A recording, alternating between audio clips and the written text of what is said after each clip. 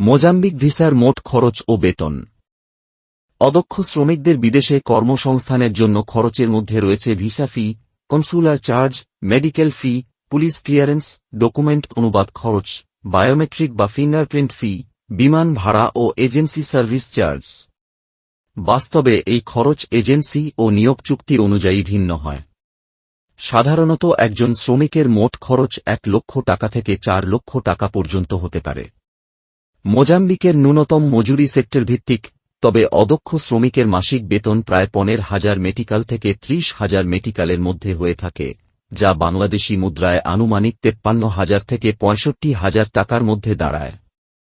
কিছু ক্ষেত্র ঝুঁকি ভাতা বা অতিরিক্ত সুবিধার কারণে বেতন বাড়তে পারে।